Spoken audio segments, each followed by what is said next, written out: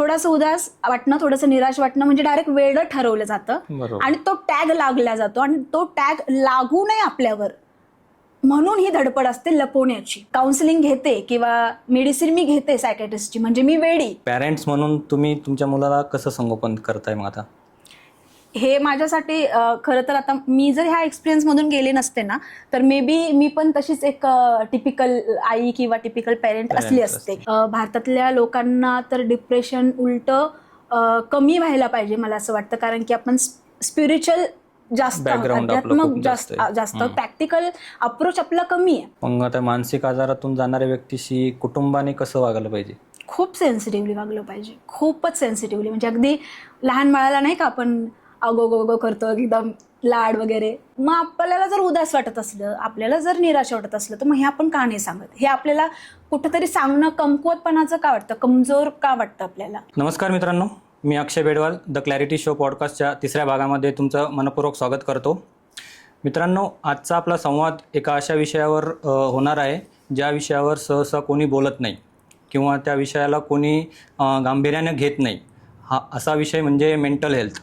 Mental health हा असा विषय आहे, प्रत्येकजण याला बळी पडलेला आहे. तर या विषयाचे गंभीर परिणाम काय आहेत आणि समाजामध्ये याबद्दल काय मानसिकता लोकांची आहे, काय गैरसमज आहेत, यावर आपण कशी मात करू शकतो आणि यातून आपल्याला कोणते कोणते उपाय केल्याने आपण आयुष्यामध्ये एक उंची गाठू शकतो, या सर्व विषयांवर आज आपण बोलणार आहोत, सविस्तर चर्चा करणार आहोत.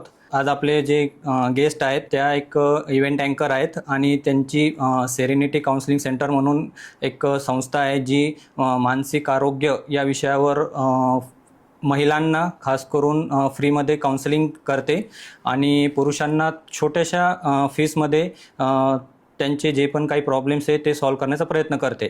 चला तर मग आजच्या गेस्टचं आपण स्वागत करूया. श्रीमती कल्याणी सावळे मॅडम. नमस्कार कल्याणी मॅडम. नमस्कार सर. क्लॅरिटी शोमध्ये तुमचं खूप खूप स्वागत आहे. Thank you so much. तुमचा पण खूप खूप धन्यवाद मला बोलवल्याबद्दल. थँक्यू सो आणि मच. सगळ्यात महत्त्वाचं मला सांगायला इथे आवडेल की अनेक पॉडकास्टच्या ॲडव्हर्टाइजमेंट यायच्या इंस्टाग्रामवर आणि प्रत्येक वेळेस असं वाटायचं की आपण ह्या पॉडकास्टला जाऊया, इंटरव्ह्यू देऊया, पण प्रत्येकाला ती मला वाटतं लालच असतेच, पण आपण त्या लेवलपर्यंत गेलो नाही किंवा ती उंची आपण गाठली नाही असं मला वाटायचं आणि त्यामुळे मग मी ते टाळायचे. पण तुमची जी ॲड होती त्याच्यामध्ये एक लाईन होती की तुमची स्टोरी कोणाचं तरी जीवन बदलू शकते. नक्कीच. आणि ही जी लाईन होती ही खूप कॅची होती माझ्यासाठी खरं तर, आणि त्याच्यामुळे मला खूप जास्त म्हणजे मी खेचले गेले या पॉडकास्टकडे की हां, ही बरोबर गोष्ट आहे की आपली स्टोरी नक्कीच कोणाचं तरी आयुष्य बदलू शकते. कारण की रिलेटेबल स्टोरीज आपण जर ऐकल्या किंवा मोटिवेशन आपल्याला त्याच्यातून मिळत असतं आणि काही ना काही रिलेटेबल असतंच, प्रत्येक माणसामध्ये काही ना काही रिलेटेबल असतंच. मी सुद्धा बऱ्याच रिलेटेबल स्टोरीमधनं इन्स्पायर झालेली, मोटिवेट झालेली बऱ्याच गोष्टीकडनं. तर मला असं वाटतं की आज एक जरी व्यक्ती ह्या पॉडकास्ट थ्रू जर मोटिवेट झाला, इन्स्पायर झाला, तर मला वाटतं की आपल्या ह्या पॉडकास्टचा उद्देश आहे तो साध्य झाला आहे. नक्कीच. ऍक्च्युली पॉडकास्टचं नावच द क्लॅरिटी शो आम्ही ते खूप विचार करून ठेवलेलं आहे आणि आमची टॅगलाईनच की कन्व्हर्सेशन दॅट ब्रिंग क्लॅरिटी. म्हणजे आपल्याला असं संवाद साधायचा की ज्यातून काहीतरी क्लॅरिटी प्रत्येकाला मिळणार आहे. बरोबर. मग ते कोणताही विषय असो, कोणतीही व्यक्ती असो, त्यांच्या आयुष्यात काही ना काहीतरी त्यांनी साध्य केलेलं आहे आणि त्यांनी त्यातून काहीतरी आपलं मार्गदर्शन करण्यासाठी या शोला त्यांनी यावं असं आमचं आवाहन प्रत्येकाला आम्ही करत असतो. नक्कीच. खूप खूप थँक्यू. धन्यवाद. तर आम्हाला तुमचा प्रवास, तुमचं आयुष्य याबद्दल ऐकायला खूप आवडेल. माझं नाव तुम्ही जसं सांगितलं तसं सौ कल्याणी रामेश्वर सावळे आणि ॲक्च्युली मी आधी कल्याणी दुधारे सावळे लावायचे, तर तेही म्हणायला मला आवडेल कारण की दुधारे माझं माहेरचं आडनाव आहे आणि सावळे सासरचं आहे. सो मी आता एक इव्हेंट अँकर आहे आणि जवळपास मी आता 200पेक्षा जास्त इव्हेंट महाराष्ट्रभर पूर्ण केलेले आहेत, सगळे डन केलेले आहेत. एक 2.5 ते 3 वर्ष झाले मला या इंडस्ट्रीमध्ये काम करून. तर मी वेगवेगळे 11 फील्ड्स याच्या अगोदर चेंज केलेले आहेत. तर मला प्रत्येक ठिकाणी अपयश मिळालं आहे आणि प्रत्येक ठिकाणी मग मी तरी पण प्रयत्न करत राहिले, गिवअप नाही केलं आणि शोधत राहिले की हे करून बघते मग सक्सेस मिळेल, ते करून बघते मग यश मिळेल आणि मग फायनली इव्हेंट अँकरिंग सुरू झालं आणि हे खूप खूप चांगल्या पद्धतीने चालू आहे. ग्रॅटिट्यूड. इव्हेंट अँकरिंगच तुम्हाला शेवटी का सुचलं की याच्यातच आपल्याला करिअर सक्सेस मिळू शकतं? नाही, असं तर काही नाही. म्हणजे प्रत्येक फील्डमध्ये मी तेच शोधत होते. म्हणजे अगोदर खरं तर बघायला गेलं तर सुरुवातच मला सांगायला आवडेल की असं का झालं, का मी 11 क्षेत्र बदलले. तर 10वीपर्यंत सगळं ओके होतं. 10वीपर्यंत मी एक ब्राईट स्टुडंट होते, हुशार विद्यार्थिनी होते. घरच्यांना वाटायचं की आपली मुलगी हुशार आहे, काहीतरी करेल, कल्याणी काहीतरी करून दाखवेल. नातेवाईक, शेजारचे पाजारचे असतात ना, आपल्याला मोटिवेट करत असतात आणि त्यांना स्वप्न असतात की ही काहीतरी करेल, नाही का. आणि तसंच होतं. घरचे खूप जास्त वाटायचं, घरच्यांना खूप स्वप्न होती माझ्या रिलेटेड, नातेवाईकांना सुद्धा, सगळ्यांनाच. पण मग 10वीच्या नंतर आम्ही आधी बिडकीनला राहायचो. तर 2007ला आम्ही संभाजीनगरला आलो. 2006-07ला तेव्हा मी 10वीला असेल. त्याच टर्निंग पॉईंटला सगळंच बदललं माझ्या आयुष्यात. म्हणजे मैत्रिणी, मित्रमैत्रिणी जे काही होते ते वेगळे होते, टीचर्स वेगळे होते, पूर्ण वातावरण वेगळं होतं. बिडकीन म्हणजे एक खेडगाव आहे समजा, अजूनही खेडच गाव आहे, एवढं काही प्रोग्रेस झालेलं नाही. तर संभाजीनगरमध्ये ऍडजस्ट व्हायला, इथल्या मुलीमध्ये शारदा मंदिरमध्ये एक तर मी ऍडमिशन घेतलं, तिथल्या मुलीमध्ये ऍडजस्ट व्हायला, सगळ्या गोष्टींमध्ये खूप मला स्ट्रगल करावं लागलं. आता हे ऐकून बरेच जण म्हणतील की बाबा एवढं काय त्यात ना, खूप सर्वांसाठी सेमच. पण कसं असतं, काहींसाठी ही खूप साधी गोष्ट असू शकते, पण काहींसाठी ही खूप डिस्टर्बिंग गोष्ट असू शकते. तुम्ही किती सेन्सिटिव्ह आहात याच्यावर ते डिपेंड करतं. जर माझ्या जागी कुठली मेंटली स्ट्रॉंग किंवा नॉर्मल मी म्हणेल जर कोणी असली असती तर तिने हे सर्व्हाइव्ह केलं असतं. ठीक आहे, इट्स ओके की हे झालं आपलं, आपण लांब आलो आहोत, दुसरीकडे आलो आहोत, शाळा बदलली आहे, 10वीचं टेन्शन आहे. इतकंच नाही, माझा लहान भाऊ होतो, त्याचं पूर्ण जबाबदारी माझ्यावर होती, कारण की मम्मी पप्पा ड्युटीला जायचे, दोघेही गव्हर्नमेंट सर्वंट होते. सो त्याची जबाबदारी होती की याला मला सांभाळायचं, याला काही नाही व्हायला पाहिजे. मम्मी जोपर्यंत ऑफिसमधून येत नाही, पप्पा जोपर्यंत ऑफिसमधून येत नाही, जोपर्यंत याला काही नाही व्हायला पाहिजे. सो त्याला पण सांभाळायचं आहे, कॉलेज, घर पण, शाळा पण करायची आहे. आणि त्याच वर्षी माझ्या ताईचंही लग्न झालेलं. सो मी तो जो पूर्ण जी सिच्युएशन होती ती हँडल नाही मला करता आली एवढे, आणि मी थोडी अशी लो कॉन्फिडंट होत गेले, खूप लो कॉन्फिडंट झाले. आणि एक हुशार विद्यार्थिनीची विद्यार्थिनीमध्ये मी असं मागे चालत गेले. बट मी कशी तरी 72% पाडले 10वीला. आणि हेच मानसिक, मला वाटतं, निराशाची सुरुवात झाली असं मला वाटतं. कारण 72% हे मला अपेक्षित नव्हतं. 11वी-12वीला सुद्धा त्याचे परिणाम झाले. तेव्हा सुद्धा मी खूप प्रयत्न करायचे की आता अभ्यास करू, आपण बसू, तरी पण मग होतच नव्हतं. काय माहित नव्हतं का अभ्यास होत नाही, कळत नव्हतं. कारण तेव्हा एवढं मानसिक आजाराबद्दल माहिती नव्हतं की असं काही असतं म्हणून, आपल्याला काहीतरी वेगळं होतंय हे माहितीच नव्हतं, अवेअरनेसच नव्हता. सो मग 11वी-12वी पण अशीच गेली. मला 57% पडलेले आहे सायन्सला. पण मी सॅटिस्फाय नव्हते. मी स्वतःपासनं मी ज्या अपेक्षा केल्या होत्या त्या पूर्ण झालेल्या नव्हत्या. मग अजून मी डिप्रेस होत गेले, आत्मविश्वास माझा कमी होत गेला. मला असं वाटायचं, प्रत्येक वेळेस मला असं वाटायचं की कुठली तरी गोष्ट मला मागे खेचते. मी पुढे जाण्याचा प्रयत्न करते, पण कुठली तरी गोष्ट मला मागे असं खेचते. फिजिकली मला फील व्हायचं ते, पण मला कळायचं नाही की कुठली गोष्ट मागे खेचते. आपल्याला का अभ्यास होत नाही आपला, आपण हे तर खूप इझिली करायचं, मग हे का होत नाही आपल्याकडनं. आणि एक स्वतःबद्दल गिल्ट, स्वतःबद्दल राग, आत्मविश्वास कमी होणं, आजूबाजू पण बोलताय मग त्यांच्याबद्दलही राग, मग त्यांना ब्लेम करणं, हे सगळं जे चक्रव्यूहात आपण फसत जातो. मानसिक आजार हा अशी गोष्ट आहे की आपण चक्रव्यूहात फसत असतो, आणि ते बाहेर निघणं, जसं फसलोय तसंच निघावं लागतं. बरोबर आहे. जशी जिथून सुरुवात झाली पण ते माहितीच नव्हतं की सुरुवात काय झाली किंवा आपल्याला काय झालं हेच माहिती नव्हतं. थोडं न्यूजपेपरमध्ये यायचं, थोडं टीव्हीवर यायचं, थोडं अवेअरनेस सुरू झाली होती 2012 नंतर मानसिक आजाराची. मग थोडं वाचण्यात आलं न्यूजपेपरमध्ये, कुठे टीव्हीवर इंटरव्ह्यू चालायचे तर कुठे बघण्यात आलं. तेव्हा मला लक्षात आलं की हां, हे सिम्पटम्स आपले थोडे सिमिलर आहे. मग मे बी आपल्याला हे नसेल का, असं एक क्युरिओसिटी मला वाटली. असू शकतं आपल्याला हे, असू शकतं नैराश्य वगैरे काय जे म्हणतात ते. मग तरी पण मी इग्नोर केलं, नाही ठीक आहे. पण प्रत्येक वेळेस ते म्हणजे आपण नाही का दुरुस्त करण्याचा प्रयत्न करतोय किंवा सर्व्हाइव्ह करण्याचा प्रयत्न करतोय, पण आपण गोल फिरून परत तिथेच येतोय. मग मी म्हटलं नाही, हे सिरियसली काहीतरी आहे वेगळे. मे बी हे नसेल, नैराश्य नसेल जे मी वाचते आता पेपरमध्ये सिम्पटम्स. मे बी मला वाटत असेल की हां सेम आहे वगैरे, चुकीचंही असेल, पण हे काहीतरी वेगळे हे मात्र नक्की. मग थोडं मी सर्च केलं आणि मग एक काउन्सिलर होते त्यांच्याकडे आम्ही गेलो. मग त्यांनी पूर्ण काउन्सिलिंग केली माझी, पूर्ण त्यांनी विचारलं अगोदरपासनं, रूट कॉजपर्यंत गेले ते. अच्छा, तुझं कॉन्फिडन्स इथे गेला का? नाही त्याच्या अगोदर गेला. मग इथे गेला? नाही, त्याच्या आधीपासून गेला. मग ते 10वीपासून आलं ते. अच्छा, मग 10वीपासून हे झालं, मग ते झालं. मग तेव्हा त्यांना ती गोष्ट लक्षात आली की प्रॉब्लेम इथे होता. इथून जे कमी होत गेलं ते कमीच होत गेलं. आणि मग त्यांनी ते स्लोली काही थेरपीज देऊन, काही सेशन्स देऊन, टेक्निक असते काउन्सिलिंगची. आता आपण म्हणतो की काउन्सिलर सल्लाच देतात, त्यांना काय पैसे द्यायचे. म्हणजे आता काउन्सिलिंग म्हणण्यापेक्षा ते एक प्रकारे तो इलाजच आहे, ट्रीटमेंटच आहे. तर मग ते Scientific मेडिसिन technique, असतील किंवा काहीतरी ह्या गोष्टी. नाही मेडिसिन नाही. बऱ्याच जणांना वाटतं की काउन्सिलिंग म्हटल्यावर आपल्याला गोळ्या औषधे खावं लागतील किंवा आपल्याला सायकॅट्रिस्टकडे जावं लागेल. सायकॅट्रिस्ट नसतात, काउन्सिलर खूप वेगळे असतात, सायकॅट्रिस्ट खूप वेगळे असतात. दोघांमधला काय फरक आहे? दोघांमध्ये हा फरक आहे की काउन्सिलर तुम्हाला फक्त तुमच्याशी गप्पा करून, तुमच्याशी बोलून, तुमचे प्रॉब्लेम ऐकून घेऊन त्याच्यावर ते सोल्युशन काढतात आणि एक स्टेप बाय स्टेप सायंटिफिकली एका प्रोसेसनी तुम्हाला त्याच्यात म्हटलं ना चक्रव्यूह, त्याच्यातून बाहेर काढतात आणि ते तुमच्या डोक्यातून क्लिअर करतात सगळ्या गोष्टी. आणि गोळ्या औषधी तेव्हा आपल्याला लागतात जेव्हा खूप मेजर प्रॉब्लेम आहे. मेजर प्रॉब्लेम जसं काही लोकांना कानात भास होतात, आवाज ऐकू येतो, भास होतं अचानकच, किंवा बायोपोलर डिसऑर्डर असतो, म्हणजे एकदमच कधी खूप निराश होणार नाही तर मग त्याच पुढच्याच झटक्यात एकदम खुश होणार. म्हणजे हे खूप अगदी फ्रिक्वेंट असतं. खूप जास्त गंभीर जर असेल तर तुम्हाला मेडिसिन्स किंवा ते सुरू करावं लागतं. आणि हे गंभीर होऊ नये म्हणून काउन्सिलिंग खूप गरजेची असते. कारण की तुम्ही जर स्टार्टिंगच्याच लेवलला काउन्सिलिंग घेतली, थेरपीज घेतल्या, तर तुम्हाला, मला नाही वाटत की सायकॅट्रिस्टकडे जाण्याची बऱ्याच जणांना गरज नाही पडणार. पण आपल्याकडे मेडिसिन घेतलं पाहिजे, सायकॅट्रिस्टकडे जायला पाहिजे याच्यात अवेअरनेस नाहीच आहे. पण जे जातात त्यांना फक्त तेवढंच माहिती आहे की सायकॅट्रिस्टच माहिती, काउन्सिलर माहितीच नाही. समुपदेशन आपल्याकडे खूपच काय म्हणतात, खूप लाईटली घेतलं जातं. काय फक्त तिथे जायचं, आपण सांगायचं, मग ते सांगणार. आपण ते मित्रमैत्रिणींसोबत करतो, आई वडील पण आपल्याला घरी तेच सांगतात. पण नाही, सोनाराने कान टोचलेले ते वेगळेच असतात. सोनारानेच कान टोचावे जे आपण म्हणतो ते त्या पद्धतीने असतं. कारण की त्यांनी त्या टेक्निकने ते घेतात. एक तर ते थर्ड पर्सन असतं, आपल्या फॅमिलीतली नसतं, आपले मित्रमैत्रिणीमधले नसतं, आपल्या नातेवाईकांमधले नसतं. त्यामुळे ते आपल्याला जज करत नसतं किंवा ती व्यक्ती आपल्याला जज करते की याची आपल्याला भीती नसते. त्यामुळे आपण पण मोकळे होतो, सगळ्या प्रॉब्लेम सांगतो आणि मग ते step by step obviously course असतो त्यांचा, आमचा. सो त्या कोर्सनी सगळ्या गोष्टी करायच्या असतात.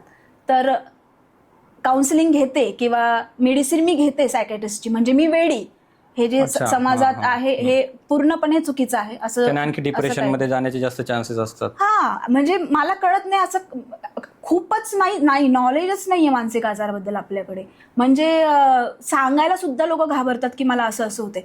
आपल्याला साधी सर्दी झाली तर आपण म्हणतो चारदा सांगतो, फोन करून सांगतो की सिंपथी मिळा, मला सर्दी झाली, मला ताप आला वगैरे, असं तसं. आणि मग आपल्याला जर उदास वाटत असलं, आपल्याला जर निराश वाटत असलं, तर मग हे आपण का नाही सांगत? हे आपल्याला कुठंतरी सांगणं कमकुवतपणाचं का वाटतं, कमजोर का वाटतं आपल्याला? ती फिलिंगच तशी राहते की आपल्याला आपलं मनातलं किंवा आपली जी कमजोरी आहे ती सांगितल्यानंतर समोरच्याची रिॲक्शन काय असेल, हा सर्वात मोठा पॉईंट मला तिथे वाटतो. हा सगळ्यात महत्त्वाचा पॉईंट आहे. कारण की बरेच पेरेंट्स, अजून सुद्धा बरेचसे पालक, काय झालं तुला डिप्रेशन करायला, डिप्रेशन आम्ही कसे दिवस काढलेत वगैरे, हे असं. तर तुमचं काहीच नाही, तुमचं किती छान आहे, ते म्हणजे घरचे एक तर समजून घेत नाही म्हणून घरच्यांसमोर ते व्यक्त होत नाही. मित्रमैत्रिणींसमोर जरी व्यक्त झालं तर त्यांना वाटतं कुठल्या मित्रमैत्रिणींवर विश्वास ठेवून मी व्यक्त होऊ, समजा यांनी त्याचा दुसरा वापर केला, चुकीचा वापर केला, ओके, माझ्यासोबतच चूक काही केलं तर मी कसं सांगू? किंवा काहींना कमकुवतपणाच वाटतो काही सांगणं स्वतःबद्दल. एक असतो की नाही, मैं मर्द हूं ना, मुझे दर्द नाही होत आहे, त्या टाईपमध्ये मुलींमध्येही असतं. असं काही नाही की जेंट्समध्येच ही फिलिंग असते. काही मुली सुद्धा एवढ्या इंट्रोवर्ट असतात किंवा एवढ्या दाबून ठेवतात स्वतःच्या भावना की मला गरज नाहीये कोणाची वगैरे, मी नाही सांगणार कोणाला, काही गरज नाही, आणि सांगून काय करणार आहे किंवा सांगून काय होणार आहे, तर तेवढी माझी हेल्प करणार, मीच माझी हेल्प करू शकते वगैरे. हे असं नाही, हेल्प आपल्याला घ्यावी लागते. आणि त्यात कुठलंही मला वाटत नाही की कमजोरी आहे, हे कमजोर लक्षण आहे, उलट ही स्ट्रेंथ आहे. तुम्ही जर तुमचं फिलिंग्स शेअर करतायत तर ही स्ट्रेंथ आहे. एवढं मात्र नक्की तुम्ही कुठे करतायत, कोणासमोर करतायत याची मात्र दक्षता घेतली पाहिजे, कारण की जग तसं आहे. सो हा पण विचार केला गेला पाहिजे. पण काउन्सिलिंग सेशन्स घेणं, थेरपी घेणं किंवा सायकॅट्रिस्टकडे मेडिसिन घेणं म्हणजे अगदी तुम्ही वेडे झाला आहात असं नसतं. जसं आपण सर्वसामान्य सर्दी झालेल्या पेशंटला किंवा ताप आलेल्या पेशंटला नॉर्मल मानतो की ठीक आहे, व्हायरल आहे म्हणून झालं असेल वगैरे, असं आपण अगदी त्याला असं म्हणत, बापरे तुला सर्दी झाली आता तू मरशील, असं नाही म्हणत आपण त्याला. तुला ताप आला आता तू मरतो उद्या, असं नाही म्हणत ना. ठीक आहे, घे वाफ, घे विक्स लाव, झोपून राहा, बरं होशील, असं. म्हणजे हे एकदम इझी समजतो आपण. तसंच आहे ना हे. तुम्हाला जर थोडंसं उदास वाटलं, थोडंसं तुम्हाला निराश वाटलं, तुम्ही बोलू शकता आणि ते समोरच्यांनी पण ऐकून घेतलं पाहिजे. हा, ते जसं जास्त तुम्ही- महत्वाचं आहे. हा, कारण की जर समोरचं ऐकणारच नसेल तर आपण सांगणार कसं त्याला. यासाठी आपल्याला काउन्सिलरची गरज असते. कारण की अजून आपल्या समाजात एवढं याची अवेअरनेस नाहीये की पालकांना माहिती नाही, पालक एज्युकेटेड नाहीये, पालकांना माहिती नाही की ही मानसिक आरोग्य काय असतं वगैरे. कारण की त्यांचंही साहजिक आहे, त्यांनी ज्या सिच्युएशन मधून स्ट्रगल करून आतापर्यंत आली, म्हणजे आपली अगोदरची जी पिढी होती त्यांनी खूप स्ट्रगल करून ते आता इथपर्यंत सक्सेस त्यांनी मिळवलेलं आहे आणि सगळं हे केलेलं आहे. त्यांच्या दृष्टिकोनातून जर आपण बघितलं तर ते खरंच योग्य आहे. त्यांना असं वाटतं की आम्ही किती जास्त वाईट दिवस बघितले, आम्ही नाही गेलो, तुम्हीच कसं. म्हणजे त्यांना काय आपल्याबद्दल पर्सनली दुश्मनी आहे किंवा असं काही नाही, ते त्यांच्या पॉइंट ऑफ व्ह्यूने बघतात, त्यांना याची अवेअरनेस नाहीये, त्यामुळे ते आपल्यासोबत असं वागतात. म्हणून आई वडील वाईट आणि त्यांना आपण ब्लेम करून मग आता म्हणूनच माझा आजार दुरुस्तच होणार नाही हे नाही आपण म्हणू शकत. त्याच्यावर आपल्याला काम करावं लागेल. त्याच्यावर काम करणं पहिली गोष्ट म्हणजे काय तर समुपदेशन घेणं, थेरपीज घेणं. खूप आहेत, भरपूर ठिकाणी आहेत. तिथंही आपल्याला थोडंसं तुम्ही कोण काउन्सिलिंग करते त्याची थोडी माहिती काढणं. समजा मुलगी जाते कुठली समुपदेशन घ्यायला तर तू एकटे नको जायला, किंवा काय आहे ते पूर्ण काउन्सिल सेंटरचं ती माहिती घेऊन वगैरे, नाही का. काही आता डॉक्टर सुद्धा फेक निघालेत, काउन्सिलर सुद्धा फेक निघालेत, तर ही तर दक्षता घेतली पाहिजे. 200% मी ॲग्री ह्या गोष्टीला. पण काउन्सिलिंग करणं, सेशन ऑनलाईन सुद्धा आहेत, बऱ्याच गोष्टी आहेत, काउन्सिलिंग आहे, सेशन्स आहेत, थेरपी आहे, तर त्या घेतल्या पाहिजे. आणि मला असं वाटतं जर तुमचं अजून पुढे गेलेलं असेल, गंभीर झालेलं असेल, तर तुम्हाला मेडिसिन घेण्यात सुद्धा मला नाही वाटत की कुठला कमीपणा वाटला पाहिजे. म्हणजे आयुष्य जर जगायचंय, सुखी आयुष्य ज्याला म्हणतो आपण, तर मग काही दिवस मेडिसिन घेणं काही चुकीचं मला सांगा, तुम्ही बीपीच्या मेडिसिन घेतात तेव्हा तुम्हाला वाईट वाटत नाही, तुम्ही शुगरच्या मेडिसिन घेतात तुम्हाला वाईट वाटत नाही, आयुष्यभरच थोडंसं तुम्ही आयुष्यभर. आणि थोडंसं तुम्हाला डोकं दुखलं की तुम्ही मेडिकलमध्ये जाता, पॅरासिटामॉल द्या, स्वतःहूनच सांगतात द्या आम्हाला. मग हे का लपवता किंवा हे का कमी समजता? कारण की सर्दी आणि कॅन्सरमध्ये जसा फरक आता समाजाला कळतोय, तसा छोटंसं माइल्ड डिप्रेशन आणि अगदी वेडेपणा याच्यातला फरक लोकांना समजत नाहीये. थोडंसं उदास वाटणं, थोडंसं निराश वाटणं म्हणजे डायरेक्ट वेडं ठरवलं जातं आणि तो टॅग लागला जातो. आणि तो टॅग लागू नये आपल्यावर म्हणून ही धडपड असते लपवण्याची. असे काही पेशंट्स असतात, घरचे म्हणतात अरे चल काउन्सिलरकडे चल किंवा सायकॅट्रिस्टकडे चल, ते नाही जात. शिकलेले ती गिल्ट असतं ना की आपण नेमकं सांगणार काय समोरच्याला. अत्यंत म्हणजे असंही नाही की कमी शिकलेले, इंजिनियर, डॉक्टर्स, चांगल्या याचे जे लोक आहेत. माझा जितका अनुभव आहे, माझ्या अनुभवावरून मला तरी असं वाटतं की डिप्रेशनमध्ये जाण्याला मोस्टली काही प्रमाणात आपण स्वतः जबाबदार असतो. हो, ते तर आहे, जबाबदार असतो. त्यात आपल्या चुका असतात आपण केलेल्या आयुष्यामध्ये. मग ते काही असेल, फायनान्शियल असतील किंवा मेंटली असतील, फिजिकली असतील, व्हॉट एव्हर जे काय असतील, मग त्या समाजासमोर येतील. ह्या एका कारणामुळे आपण त्या गोष्टी फोडत नाहीत, बाहेर काढत नाही. आता हा सगळ्यात महत्वाचा मुद्दा मला वाटतो. कारण की प्रत्येकाला असं वाटतं जर तुम्हाला मानसिक आजार झाला तर याच्या मागे नेमकं दुसरंच काहीतरी कारण असेल. लोक पहिले येतात कॅरेक्टरवर. मुलगी जर असली तर स्पेशली येतात. म्हणजे मुलींना जास्त कॅरेक्टरच्या बाबतीत टार्गेट केलं जातं असं माझं पर्सनल मत आहे. मुलांनाही केलं जातं पण मुलींना जास्त केलं जातं. सो मानसिकरित्या जर बरी नाही, अच्छा मग काहीतरीच्या सोबत झालं असेल, हे हिचा अभ्यासात ही खचली असेल म्हणून झालं असेल, किंवा फॅमिलीमध्ये वातावरण चांगले नसेल, आई वडिलांची भांडणं होत असेल, वडील मारत असतील आईला, हे नाही विचार करणार. किंवा मैत्रिणी चांगले नसेल वागत, किंवा तिला स्वतःबद्दल काहीतरी हे असेल, न्यूनगंड असेल की मी काळीचे, मी बुटकीचे, मी जाडच आहे, हे असू शकतं. नाही काहीतरी झालं असेल तिच्यासोबत. म्हणजे हे जे आहे ना, हे पहिले तिथेच आहे, पहिलं जजमेंट तेच असतं. म्हणजे जसं नाही का अगोदर नाही का HIV एड्सचं जसं अवेअरनेस चालू होतं तेव्हा खूप कारणं आहेत HIV होण्याची, पण एकच कारण लक्षात घेतलं जायचं आणि त्याच्यामुळे HIVचे पेशंट स्वतःला लपवायचे. सेम हे होतंय मानसिक आजाराबद्दल. मुलं स्पेशली सांगत नाही कारण सगळे त्या दृष्टीने बघतात आमच्यासोबत काहीतरी तेच घडेल असं का विचार करता तुम्ही? कारण कॉम्पिटिशन एवढं जास्त आहे, ते परीक्षेत नापास झाला असेल किंवा त्याला चांगली नोकरी लागली नसेल किंवा मित्रांमध्ये भांडणं झाली असतील किंवा तो झाला असेल, असे असतं बऱ्याच वेळेस की काहीच झालेलं नाहीये, नॉर्मल चालू आहे, सगळं नॉर्मल चालू आहे, सगळं छान आहे, जसं परफेक्ट म्हणतो पण सगळं परफेक्ट आहे, तरी पण होतं. आता हे होण्यामागची कारणं असं असतात, आपल्या मेंदूमध्ये काही रसायन असतात, केमिकल्स असतात. ओके, आता ती रसायनं जर बॅलन्समध्ये राहिलीत, इक्वल राहिली किंवा जे काही तिचा रेशो आहे त्या रेशोमध्ये जर राहिली तर आपलं मेंदूचं कार्य उत्तम चालतं, आपण बरोबर चालतो.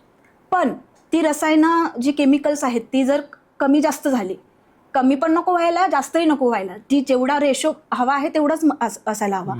ते जर झालं तर मग आपलं मेंदूचं काम बिघडतं. मग आपण समजा डोपामाइन हे एक रसायन आहे, ते जर अति जास्त झालं तर आपण खूपच जास्त खुश राहतो. बरोबर. आपण बघतो काही लोक खूप उड्या मारत असतात, असं खूप जास्त एक्साइटेड असतात वगैरे, आणि काही लोक खूप शांत असतात.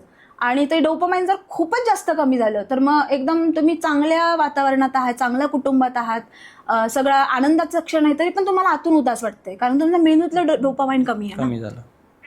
सो आता हे कशाने होतं, तर हे एकतर जसं म्हटलं की काही आयुष्यात घडल्यानंतर ते त्या रसायनांवर परिणाम होतो आणि त्याची कमी जास्त होते त्याचं प्रमाण.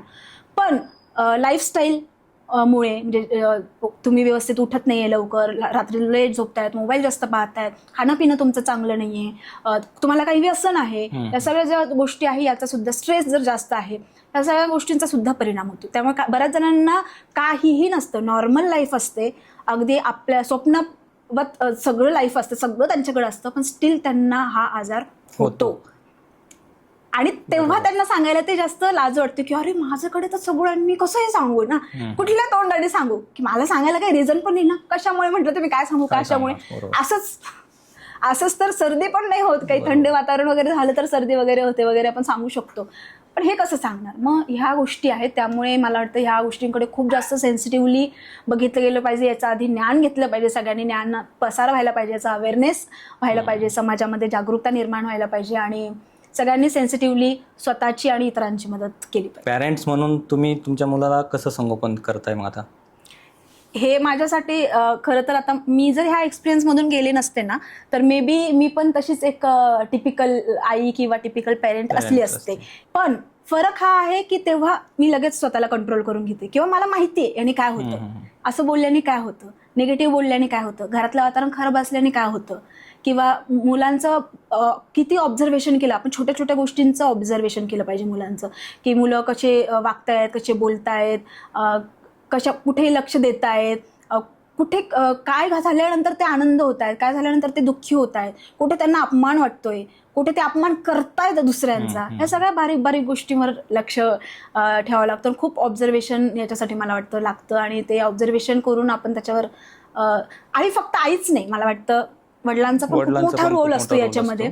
आणि जनरली आईला दोष दिला जातो, पण वडिलांनी सुद्धा जर त्यांची भूमिका चांगली निभावली ना, कारण की आपल्या सोसायटीमध्ये वडील जे आहेत हे निग्लेक्टेड कॅरेक्टर असतं, म्हणजे ते खूप लांबून त्यांना असं वाटतं माझं काम फक्त प्रोव्हाइड करण्याचं आहे, मी प्रोव्हाइड करेन, पण तसं नाहीये. तुम्हाला इमोशनली सुद्धा त्या मुलाच्या किंवा मुलीच्या आयुष्यात ॲज अ फादर म्हणून तुम्हाला काही देणं लागतं. माहिती तुम्ही जॉब करता, तुम्ही पैसे कमवता, तुम्ही खूप दगदग करता, तुमचे खूप कामं असतात, तुम्ही थकता, पण मुलांना फक्त पैसे पुरवणं किंवा किराणा भाजीपाला पुरवणं म्हणजे पॅरेंटिंग नाही ना. त्यांना तेवढी सुरक्षितता वाटली पाहिजे, किंवा त्यांना मनमोकळेपणा आपल्यासोबत बोलता आलं पाहिजे. हे तुम्ही तुमची इमेज तशी बनवा अगोदर. बरोबर. असं नाही म्हणत मी आजकालच्या पेरेंट्सची, म्हणजे अगोदरच्या पेरेंट्सची इमेज अशी स्पेशली वडिलांची अशी होती की खूप स्ट्रिक्ट वगैरे, आणि मग वडिलांना तर जनरली कोणी काही बोलायचंच नाही, आईलाच बोलायचं. आता ते थोडं कमी कमी होत गेलंय, आणि पॅरेंटिंगमध्ये खरंच खूप छान प्रोग्रेस होतोय. आता आपले जे मिलेनियन्स पेरेंट्स आहेत त्यांनी स्वतः मला वाटतं एक्सपिरियन्स केल्यामध्ये ते खूप बेस्ट पेरेंट्स आहेत. हां, मिलेनियन जी जनरेशन आहे 90sची, ती खूप बेस्ट पेरेंट आहे, कारण त्यांनी स्वतः ते गोष्टी एक्सपिरियन्स केलेल्या आहे. त्यामुळे मदर आणि फादर दोन्ही पण चांगले आहेत. डिप्रेशन, त्याच्यानंतर अँक्झायटी, सॅडनेस, यामध्ये काय फरक आहे? सॅडनेस म्हणजे काहीतरी वाईट झालं, किंवा मला पाहिजे तसे हवे तसे मार्क्स नाही मिळाले, तर मग मी थोड्या वेळापुरतं नाराज होईल की अरे नाही मिळाले, पण मी किती दिवस नाराज होईल, 1 दिवस 2 दिवस, आणि मग नंतर मी रिकवर, ठीक आहे नाही मिळाले, पुढच्या वेळेस चांगले पाडूयात. असं म्हणता येईल का की सॅडनेस म्हणजे डिप्रेशनची सुरुवात सॅडनेस पासूनच होती? सॅडनेस हे पहिलं सिम्पटम असू शकतं, पहिलं सॅडनेस पासून होते, पण ते सॅडनेस किती काळ टिकते, त्याला तुम्ही ओव्हरकम करू शकताय की नाही त्याच्यावर डिपेंड आहे. तुम्ही ओव्हरकम केलं मग समजून आपण नॉर्मल आहे. थोडंसं काही झालं, तुम्ही रिॲक्ट झाले, तुम्ही सॅड झाले, परत तुम्ही नॉर्मल झाले, परत तुम्ही नॉर्मली सगळ्या गोष्टी करायला लागले, हे नॉर्मल आहे. पण तो कालावधी वाढला, गरज नसताना सुद्धा तो कालावधी वाढला सॅड राहण्याचा. इतर गोष्टींवर परिणाम व्हायला लागले, इतर अजून सिम्पटम्स वाढले. बरोबर. आणि तुम्ही रिकवर नाही करू लागले. आणि तेवढी ती गोष्ट नाहीये जेवढी तुम्ही रिॲक्ट करताय. आणि रिकवर न करता तुम्ही सगळ्या तुमच्या डेली आयुष्यामध्ये पण त्याचा परिणाम व्हायला लागला, तर मग ते कुठेतरी तुम्ही डिप्रेशनकडे वळतायत असं. मग याच्यातही माइल्ड डिप्रेशन आहे, मॉडरेट डिप्रेशन आहे, हायपर डिप्रेशन आहे. माइल्ड डिप्रेशनमध्ये डिप्रेशन असतं पण खूप सिरियस आहे असं नाहीये. ते जसं मी म्हटलं काउन्सिलिंगनी ते हील होऊ शकतात ते लोक. मॉडरेटमध्ये थोडंसं अजून संख्या वाढते, म्हणजे सिम्पटम्सची संख्या वाढते किंवा कालावधी. जसं मी म्हटलं की फॉर एक्झाम्पल काही झालं आपल्यासोबत, काही वाईट घटना झाली, आपण एखादं फॉर एक्झाम्पल आता एक्झामचंच घेऊया, नापास झालो आपण किंवा कमी मार्क्स पडले, आपण 1-2 दिवस हार्डली वाईट वाटून घेतो. तुम्ही 2 महिने जर त्या गोष्टीला धरून बसला, बरोबर, तर मग ती थोडी गोष्ट गंभीर आहे. 2 वर्षापर्यंत जर जाऊन घेऊन बसला तीच गोष्ट, तर ते अति गंभीर आहे. मग ते तुम्ही माइल्ड, मॉडरेट आणि हायपर कुठल्या कॅटेगरीत तुम्ही मोडता याच्यावर ट्रीटमेंट असते. म्हणजे मग आता समजा डिप्रेशनमधून बाहेर पडायचं जर झालं तर सर्वात आधी कम्फर्ट झोन सोडला पाहिजे. कम्फर्ट झोन सोडूच शकत नाही आपण. डिप्रेशनचे पेशंट, जे डिप्रेशनचे पेशंट ते कम्फर्ट झोन नाही सोडू शकत. म्हणजे ती व्यक्ती अशा लूपमध्ये फसलेली असते ना, ती स्वतः कितीही काही करायला गेली तरी ती स्वतःला हेल्प इतकी नाही करू शकत, पुश नाही करू शकत. स्वतःला तुम्ही कितीही पुश करा, कितीही काही करा, नाही करू शकत. कारण की आतूनच हे ना प्रॉब्लेम, आतून प्रॉब्लेम आहे. तो पेशंट स्वतःला ती किंवा ती जो कोणी असेल डिप्रेशनमध्ये असणार, माइल्ड असो, मॉडरेट असो किंवा हायपर असो. हायपरवाले तर अजिबातच नाही करू शकत. माइल्डवाले तरी स्वतःला पुश करू शकतात. जे एकदमच कमी आता स्टार्टिंगच्या फेजला आहेत, माइल्ड डिप्रेशन ज्यांना आहे, एकदम स्टार्टिंग आहे, खूप नॉर्मल डिप्रेशन आहे, कमी आहे, तर ते स्वतःला पुश करू शकतात. त्यातही काही लोक करू शकतात, काही नाही करू शकत. जसं मी म्हटलं, काही लोक स्वतःला करतात, सगळ्या गोष्टी ऍडजस्ट होतं, ओव्हरकम करतात. काही लोकांना थोडं पण डिस्कम्फर्ट नाही सहन होत. बरोबर. जसं काही लोकांना जर आजारी पडले तर तरी ते ड्युटी करतात, 6 तासांची, 8 तासांची, 12 तासांची जॉबवर जातात. काही लोकांना थोडं जरी काही झालं तरी ते बेड पकडतात. बरोबर. जशी फिजिकल सेन्सिटिव्हिटी वेगवेगळी आहे, तशी मेंटल पण वेगवेगळी आहे, मानसिक पण वेगवेगळी आहे. आणि मानसिक आणि शारीरिक हे आरोग्य एकमेकांवर खूप डिपेंडिंग आहे. ऍक्च्युली म्हणजे आजकालचं युवक असेल की कोणी असेल, कोणतेही पॅरेंट्स असतील किंवा कोणत्याही जनरेशनचे असतील, थोडंसं जरी दुःख झालं की ते मग नशेकडे जास्त वळतात. ऍक्च्युली हे त्या पर्सनला सुद्धा माहिती असतं, तरी तो बळी पडतो. कारण की त्याच्या मनात एकच ते असतं की नाही, आता मला डिप्रेशन आलंय, मी जर समजा स्मोकिंग केली किंवा जर अल्कोहोल घेतलं तर मला शांत झोप येईल. हा जो एक म्हणजे मिसकन्सेप्शन आहे, याला आपण कसं हे करू शकतो? आता बघा, आता याच्यामध्ये मी मुलगा मुलगीचं तुम्हाला थोडं डिफरन्स करून सांगते. मुलाला पण डिप्रेशन येतं, मुलीला पण डिप्रेशन येतं. पण मुलगा काय विचार करतो, आपण अल्कोहोल घेऊया, काहीतरी करूया आणि मग आपल्याला छान, म्हणजे त्याचे मित्रच त्याला ते सजेस्ट करतात, चल, आणि मित्रही असतो आपण. मुलींच्या बाबतीत असं होतं का? म्हणजे आता होत असेल, मे बी आता थोडं युग बदललंय, पण तरीही मुलगी अशी चला दारू पिऊन असं नाही होत का? कारण की ते सोसायटीने एवढं म्हणजे फिक्स आहे ना, माइंडसेट आहे ना, नाहीच करायचंय, किती काही झालं तरी नाहीच करायचंय. म्हणजे त्यांना ती येतच नाही, त्यांच्या डोक्यातच येत नाही. माइंडसेट बनलेला आहे लहानपणापासून की मुलगी दारू पिऊच शकत नाही, अगदी चुकीचं आहे मुलीने दारू पिणं, मुलगा पिऊ शकतो, हे माइंडसेट आहे. त्यामुळे मग ती पळवाटून निघते. मग माइंडसेटच तसं जर असलं की कितीही काही झालं तरी आपण चुकीचं नाही वागायचंय, तर नाही होणार. पण तरी मी तुम्हाला सांगते की हे स्वतःला फक्त सांगून नाही होत, त्या व्यक्तीला ते माहीत असतं तरीही, कितीही सभ्य व्यक्ती असू द्यात, अरे ही व्यक्ती दारू पिला असं मला वाटलं नव्हतं, असं आपल्याला शॉक बसेल. अशी सुद्धा व्यक्ती डिप्रेशनमध्ये दारू पिऊ शकते किंवा नशेच्या याच्यात जाऊ शकते. कारण की तिला स्वतःला कळत असतं पण वळत नसतं, आणि ते वळवायचंच काम काउन्सिलिंग करत असते, किंवा जर तुमचं जास्त गंभीर असेल तर मेडिसिन करत असतात. म्हणजे मग आतापर्यंत कधी असं झालेलं आहे का की एखादा अल्कोहोलिक असेल, स्मोकर असेल, डिप्रेशनमध्ये घेणारे, त्यांनी काउन्सिलिंग घेतली आणि त्यांनी या गोष्टींपासून दुरावा निर्माण केला? हो.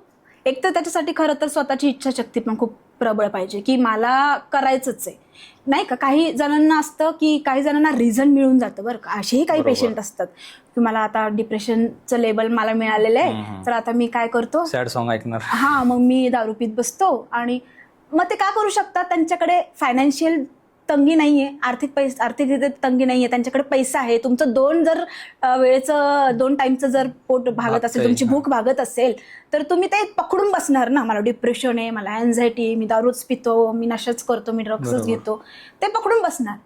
तुमच्याकडे तुम्ही आता इमॅजिन करा, त्याच पेशंट समोर एक म्हातारी आई आहे, एक म्हातारा वडील आहे, दोघं पण खूप आजारी आहे, दोघांना ना पगार आहे ना काहीच रिटायरमेंटचे पैसे आहे, एक मुलीचं समजा बहिणीचं लग्न करायचं, मुलगा भाऊ छोटा आहे, सगळी स्वतःवर जबाबदारी आहे, घरातली परिस्थिती खूप खराब आहे. अशा वेळेस तो दारू पित बसेल का? कितीही डिप्रेशन असलं तरीही नाहीच पिऊ शकत, कारण त्याला माहिती आहे की माझ्याकडे तो ऑप्शनच नाहीये. ऑप्शन नसला ना की माणसं बरोबर करतात.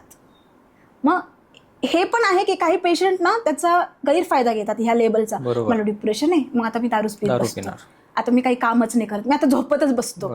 बरेच असे आहे. पण तुम्हाला जर त्याच्यातून बाहेर पडायचं आहे ना, तुम्हाला जर काही करायचं आहे ना, तुम्ही करू शकता. मग इच्छाशक्ती तर पाहिजेच, दुसऱ्यांची पण मदत पाहिजे, स्वतःची पण मदत पाहिजे, आणि सगळ्यात महत्त्वाचं प्रोफेशनल मदत.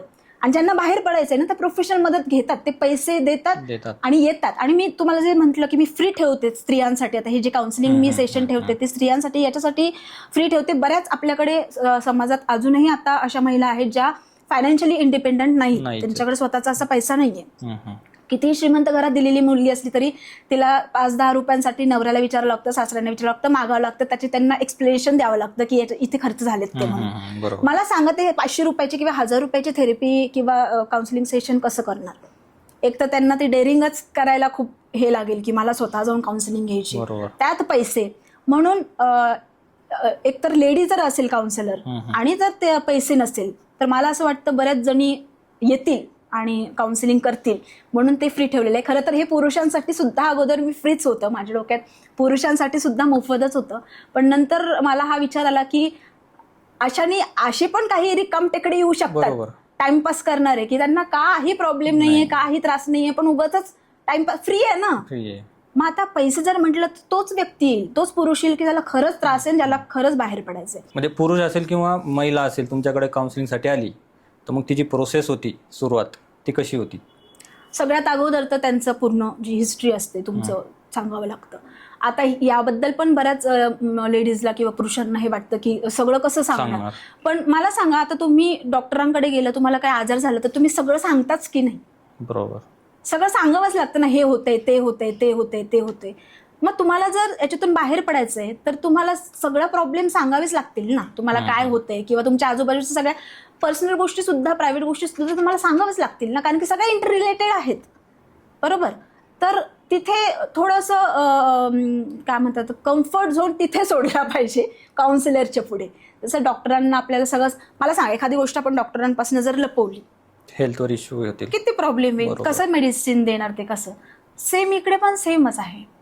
असं म्हणतात वकील आणि डॉक्टरांपासून काही लपवायचं नसतं. वकीलपासून पण जर आपण लपवून ठेवलं तर केस हारू. त्याचप्रमाणे काउन्सिलर सुद्धा आहे किंवा सायकॅट्रिस्ट सुद्धा आहे, त्यांना सुद्धा आपल्याला सगळं सांगावं लागतं. तर पहिली त्यांची हिस्ट्री घेतली जाते की कुठल्या फॅमिली बॅकग्राऊंडमधून आहात, तुम्ही काय करता, किती तुमच्यावर जबाबदारी आहे, म्हणजे एकूणच तुमचं काय कसं वातावरण आहे, आणि मग तुमचा प्रॉब्लेम काय आहे, मग तुम्हाला काय वाटतं हा प्रॉब्लेम कुठून सुरू झाला. मग जसं मी म्हटलं की मुळाशी जावं लागतं. आपल्याला वाटतं की हा प्रॉब्लेमचे सोल्युशन वरवरच असेल, पण त्याचे रूट खूप वेगळे असतात, दुसरीकडे खूप खोलवर गुंतलेले असतात, पण तिथे जाऊन आपल्याला ते करावं लागतं. मग आपल्याला खूप अगदी चाइल्डहुडपर्यंत पण जावं लागतं बऱ्याच पेशंटच्या बाबतीत, त्यांच्या बालपणापासून. आणि मग नंतर लक्षात येतं की हा प्रॉब्लेम यांचा चाइल्डहुड ट्रॉमामध्ये. अच्छा. म्हणजे 45 वर्षाच्या महिला म्हणा किंवा पुरुष म्हणा, त्यांना वाटतं आता प्रॉब्लेम आहे म्हटल्यावर आत्ताच्याच रिलेटेड असेल, पण ऍक्च्युअली तो निघतो चाइल्डहुड ट्रॉमा. अच्छा. म्हणजे आपलं ब्रेन कुठल्या गोष्टीचं कधी रिॲक्शन देईल किंवा रिॲक्ट होईल सांगता येत नाही. कुठली गोष्ट कुठे, हे खरं तर खूप सायकोलॉजी जी आहे ना खूप डीप आहे. त्यामुळे मला वाटतं याला अजिबात इझिली नाही घेतलं पाहिजे आणि प्रत्येक गोष्ट सिरियसली घेऊन याच्यावर काम केलं पाहिजे. मग आता तुम्ही फक्त तुमच्या स्वतःच्या अनुभवातून या क्षेत्रात उतरल्या, मग तुम्हाला कधी असं वाटलं नाही का की आपण सायकोलॉजिकल काहीतरी डिग्री असणं किंवा काहीतरी शिक्षण असणं गरजेचं आहे? हो, आता मी तेच सांगणार होते पुढे की मी आता कोर्स केलेला आहे काउन्सिलिंगचा, ऑफलाईन पण आपल्या युनिव्हर्सिटीमध्ये बाबासाहेब आंबेडकरच्या, आणि ऑनलाईन सुद्धा करते. त्याच्यानंतर सुद्धा त्याच्यात पण बरेचसे कोर्सेस असतात, वेगवेगळे चाइल्ड सायकोलॉजीचे वेगळे असतात, पॅरेंटिंगचे वेगळे असतात, कपल थेरपीचे, कपल सेशनचे वेगळे असतात. जर नवरा बायकोचं जमत नसेल त्यांना, मग ते एक एक करून 1 by 1 मी आता ते सगळे कम्प्लीट करते. भारतामध्ये अध्यात्म आणि मेंटल हेल्थ यामध्ये काय संबंध? खूप स्ट्रॉंग आहे खरं तर.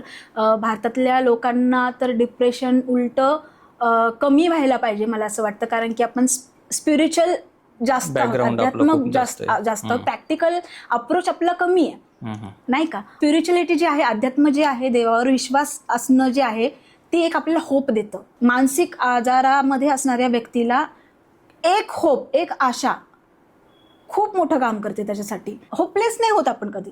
जेव्हा अध्यात्मात आपण असतो, स्पिरिच्युअल आपण असतो, डिव्होशनमध्ये आपण असतो, तेव्हा आपण होपलेस नाही होत. हा स्ट्रॉंग पॉइंट अध्यात्माचा असतो. आणि शांतता पण भेटते. जसं मी आता पर्सनली प्रेमानंद महाराजांना खूप फॉलो करते.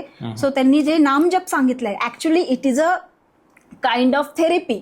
अच्छा. हां, तर नामजप जेव्हा तुम्ही करता ते थेरपीच करता तुम्ही, एक सेशनच आहे तुमचं, कारण की तुम्ही कनेक्ट झालेले असतात देवाशी, देवाचं नाव घेता. तेव्हा इतर तुमचे काहीच थॉट्स चालत नाहीत किंवा चालू द्यायचे नसतात तुम्हाला एकाग्र व्हायचं असतं, शांत व्हायचं असतं. सो ते पण एक सेशनच आहे, ते पण एक मेडिटेशनच आहे, जे स्पिरिच्युअल कनेक्शन आहे. मला असं वाटतं आपल्या भारताचं जे काही अध्यात्माचं पूर्ण जी गोष्ट आहेत ना, ते खूप सायंटिफिक आहेत, पण आपण मॉडर्न होण्याच्या नादात बऱ्याचशा गोष्टी सोडून दिल्यात आणि त्या सोडल्या अंधश्रद्धेकडे वळालो. बरोबर. म्हणजे जिकडे नाही वळायचं तिकडे वळालोय, आणि ज्या ऍक्च्युअलमध्ये सायंटिफिक आहेत, ज्या अध्यात्मामध्ये, त्या आपण सोडून दिल्यात. तर ते जर केलं आपण, तर मला वाटतं खूप असा इफेक्ट राहतो, इम्पॅक्ट होतो. मेंटल हेल्थ सुधारण्यासाठी औषधासोबत आणखी काय गरजेचं आहे? आपल्याला आपले आई वडील, आजी आजोबा सांगतात तेव्हा आपल्याला फार राग येतो की बाळ लवकर उठत जा, व्यायाम करत जा, आधी पाणी पित जा, चहा नको घेत जाऊ, ड्रायफ्रुट्स खात जा, हेल्दी डाएट खात जा, जिमला जात जा, बाहेर लोकांशी बोलत जा.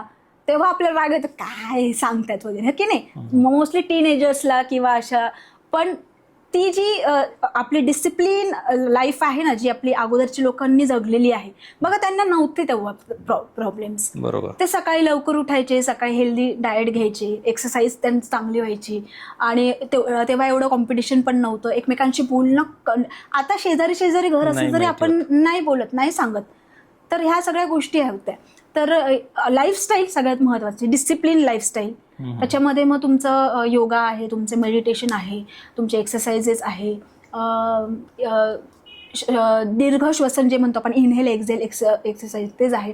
परत आपल्याकडे बरेच विपश्यना केंद्र आहे, तिथे पण जातात लोक, बरेच लोक जातात, तिथे पण आपण जाऊ शकतो. तिथे मोबाईल अलाउड नसतो, तुम्हाला एकमेकांशी बोलणं अलाउड नसतं, तिथं फक्त शांत बसायचं असतं, खायचं प्यायचं आणि प्रवचन ऐकायचं आणि बसायचं, बस. काहीच करायचं नसतं, एक ठराविक कालावधीसाठी. पण ऐकलं की 10 ते 15 दिवसाचाच कालावधी असतो, तेवढ्याच कालावधी तिथला मानसिक आजार तो कसा इतक्या कमी वेळेत एका याच्यात तर होणारच नाही, किंवा काहींचा होऊही शकतो. आता एखाद्याला खूपच कमी प्रॉब्लेम असेल, थोडासा काहीतरी डिस्टर्ब झाला असेल छोट्याशा गोष्टीवरनं, तो जर 15 दिवस विपश्यना केंद्रामध्ये जाऊन आला, त्याला बरं वाटू शकतं एकाच व्हिजिटमध्ये.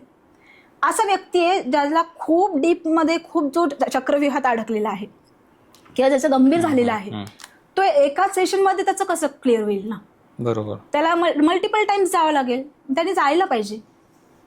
अच्छा. आपण दवाखान्याच्या तर मारतोच ना चक्रा, आपण बरे होईपर्यंत. बरोबर. मग तुम्हाला विपश्यना केंद्रामध्ये जायला, मंदिरात जायला, गार्डनमध्ये जायला, लोकांशी बोलायला काय प्रॉब्लेम आहे? बरोबर.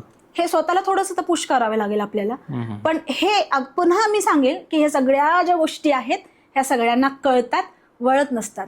पण ते वळवणं हे माइल्ड, जर आपलं डिप्रेशन आहे, आपण खूप माइल्ड लेवलवर आहे, नॉर्मल लेवलवर आहे, आपला तुमचा मानसिक आजार आहे, तर तुम्ही ते स्वतःला पुश करून करू शकता. मला लवकर उठायचंच आहे, मला हेल्दी डाएट खायचंच आहे, मला योगा करायचंच आहे, मला मेडिटेशन करायचंच आहे, मी अल्कोहोल घेणार नाही, किंवा मी जिमला जाणार, मी माझ्या कुटुंबासोबत वेळ घालवणार, किंवा मी जर्नलिंग करणार, माझ्या सगळ्या भावना लिहून काढणार, मी मंदिरात जाणारच. हे पुश करू शकतो आपण, जर माइल्ड आहे आपलं, खूप नॉर्मल आहे. तर तुम्ही जर खूप गंभीर अवस्थेत असाल तर तुम्ही कितीही तुम्हाला पुश करा, अक्षरशः हायपर डिप्रेशनमध्ये असणाऱ्या पेशंटला आंघोळही करावी वाटत नाही. इतकी वस्तुस्थिती आहे. हो, हो, ही एवढे डिप्रेस असतात ते. मग आता मानसिक आजारातून जाणाऱ्या व्यक्तीशी कुटुंबाने कसं वागायला पाहिजे?